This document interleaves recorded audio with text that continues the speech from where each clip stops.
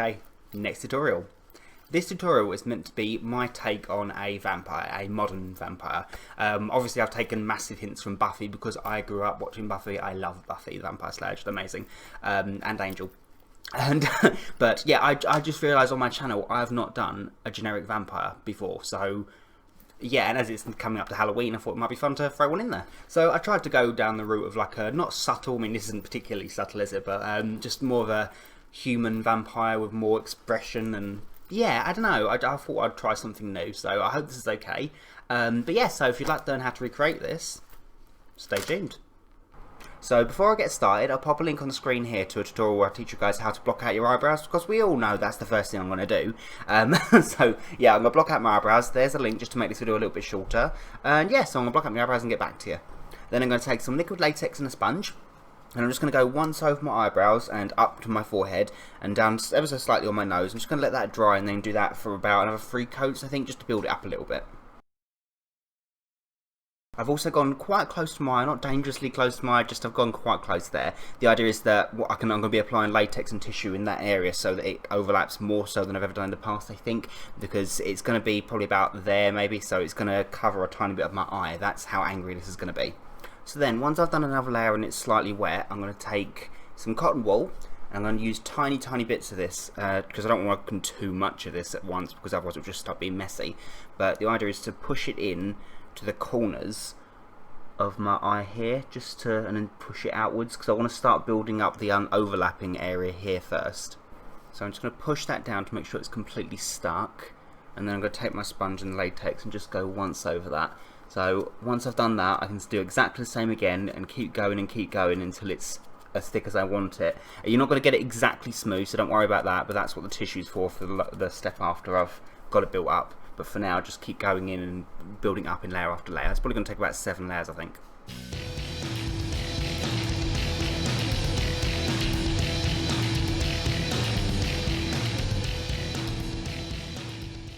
So when you get to a certain level and you've tapered off all the edges, it's going to be a lot easier to start working with your fingers and just dip your fingers, not too much in there, and just start tapering it off and blending it out, because using a sponge once you've built enough layers up is just going to be a nightmare. So just try and work really slowly and patiently with your fingers and blend it in the direction that you want it to be in.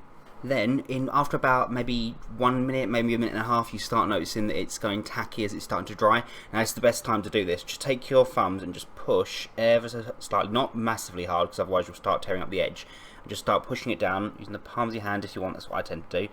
And just start pushing it until it's formed the shape that you want, and then we can start smoothing it out. We'll just flatten the edges out, and then you start noticing the shape. So I'm just going to push up here as well, just to make it look extra angry, just mould it really, or shape it rather. So there we are. So super angry. This probably, as I said, probably the most angriest brow I've ever done. So as you can see, if you look straight ahead, it does cover a portion of the eyes. That's the point. I'm not actually going to go in with some tissue. Actually, I think I've managed to get this as smooth as I can.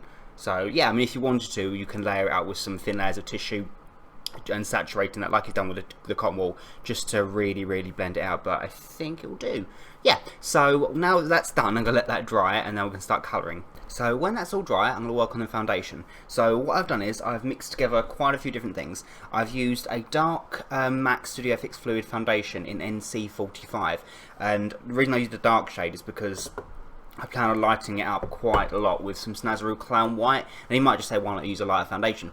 The reason for that is I'm using a Clown White because it's a cream, and when I mix that with the foundation, it will just make it a lot thicker, so it will go on the prosthetic a lot nicer. So yeah, and I've also mixed a tiny drop of black Snazaroo watercolour within that as well, just to make this really like dead skin grey tone to it. Yeah, so it's a pale skin tone with a grey hint to it, basically. So I'm apply that all over my face, my ears, and my neck. So there we are. So after I did that, I went over everything with some Grimas translucent powder just to really make sure nothing's too shiny and everything's a bit more even. Yeah.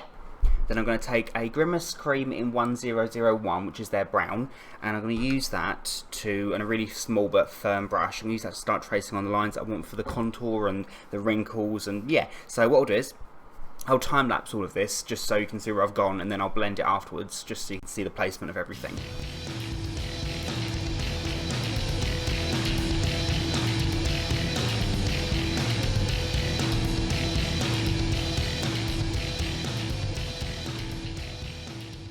Okay, so that's the shapes I've gone for here. I'm not going to blend them just yet. I'm just going to take the same cream again and a medium fluffy brush, and I'm just going to go colour my eyelids in and just the underneath area here in a very the V shape that I've got, just to make the brow look a bit more hooded and the eyes look a bit more sunken in. I'm also going to go slightly underneath my eyes as well, but nothing past this line here. But I want to blend that out completely so there's no harsh edge. As you can see, I've stopped where I've drawn these two lines here. I'm not going to blend them anymore. I'm just going to use that as it is, because where the lines start, it looks like the area here is puffier than it actually is, so it looks like the eyes start sinking in. Then I'm going to start blending in these lines up here. So I'm going to use a G0 colour by cream colour by Grimas. It's not quite white, but I'm going to use that to go around these lines that I've drawn in, just to highlight them and start blending them out a little bit, and I'll continue the shape. So I'll start here and then just start pulling the colour outwards, and it does help to highlight the fattier areas that are meant to be more prominent, and just blend those out, so in between some of the wrinkles, just to make them look a bit puffier. I'm going to use the same brown cream again. I'm going to start marking on some cheekbones. So I'm going to go for very, very masculine cheekbone, but quite high up, so I'm going to go across and then down. I'll just draw it on first and then I can work on blending it afterwards. So that's the shape I've gone for. So the idea with this is to blend upwards. So we want a really harsh line on the underside of it, just so it looks like the cheeks are more prominent. So because it's a cream, it will blend nice and easily on its own. So I'm just going to blend this colour completely up, leaving the bottom side completely free of any blending for now. So it's not like there's a massive harsh edge there, there is an edge, but it's not completely blended on the bottom, just so it looks like that's more prominent. Yeah, so now done that, I'm going to start on some more contouring. I'm going to just add some more of that brown cream onto the temples and just blend that into itself. Nothing too major, but I want to emphasise the bone structure a bit more. And same thing again, I'm just going to make the outside edge look quite a bit darker than the rest of it, just so you know exactly where the hollow starts. Then I want to emphasise this whole snarl effect. So if you snarl yourself, you can see how high your nasolabial folds go, and you get a slight ridge around your nose here. So I'm just going to trace those shapes on, not over my own natural ones, because when I rest my face it will look weird. So I'm just going to copy that, go around my nose with the brown cream, and then down the nasolabial folds on both sides. Then I can just blend that outwards, so leaving the inside completely clear. Yeah, it gives a really nice, cute looking snarl. I shouldn't say cute really, should I? Really nice, evil looking snarl effect. Yeah. So there we are. So then I'm going to do something, not everyone out there will have like a alcohol activated palette. You could use an eyeliner pencil or something like this, but I'm going to use the Essentials palette, the Neil Gorton or Skin Illustrator palette, same thing.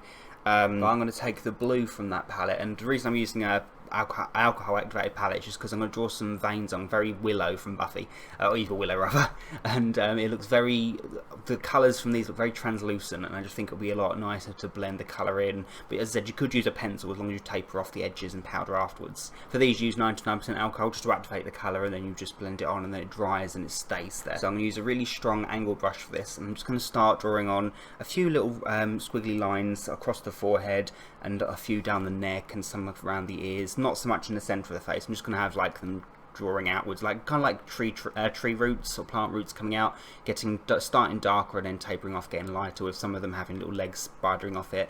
Yeah, it's just something. It's fairly easy to do, just a freehand and just scribble it on, really.